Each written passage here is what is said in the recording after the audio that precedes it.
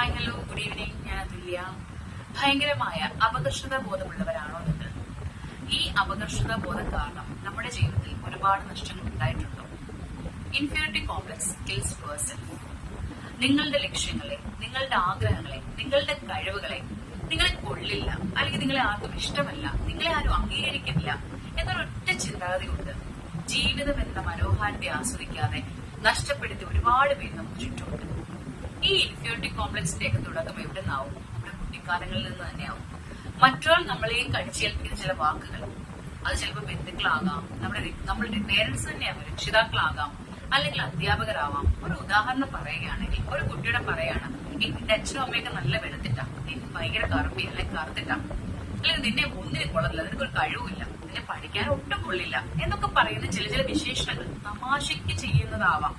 പക്ഷെ ഇതൊക്കെ ആ കുട്ടിയുടെ വ്യക്തിത്വത്തിനെ വളരെ മോശമായി ബാധിക്കാറുണ്ട്. പിൽക്കാലത്ത് ഈ പറഞ്ഞ ഇൻഫീരിയോറിറ്റി കോംപ്ലക്സുകൾ അവിടെ ഉണ്ടായിട്ട് അവൻ സ്വയം നഷ്ടപ്പെടുത്തി കളയാൻ അവന്റെ ലൈഫിനെ മുഴുവൻ ഈ ഇൻഫീരിയോറിറ്റി കോംപ്ലക്സ് കാരണം. ഒന്ന് ചിന്തിക്കാം, നമ്മളെല്ലാവരും ഈശ്വരന്റെ മഹത്തായ സൃഷ്ടികളാണ്. നമ്മൾക്ക് ആർക്കാണ് സൗന്ദര്യമില്ലാത്തത്? ആ സൃഷ്ടിയിൽ ഒന്നിനും കുറവുള്ള ആരും കാണില്ല. പക്ഷെ എവിടെയാണ് ഈ സൗന്ദര്യം വേണ്ടത്? നമ്മുടെ എല്ലാം ഹൃദയത്തിൽ സൗന്ദര്യമുണ്ട്. നമ്മുടെ കൂടെയുള്ള ഒരാളെ നമുക്ക് ചേർത്ത് പിടിക്കാൻ പറ്റുന്നുണ്ടെങ്കിൽ, ആ വ്യക്തി അംഗീകരിക്കാൻ പറ്റുന്നുണ്ടെങ്കിൽ, സ്നേഹിക്കാൻ പറ്റുന്നുണ്ടെങ്കിൽ, ഈ ഇൻഫീരിയോറിറ്റി കോംപ്ലക്സ് ഒക്കെ നമുക്ക് മാറ്റിയെടുക്കാവുന്നേ ഉള്ളൂ.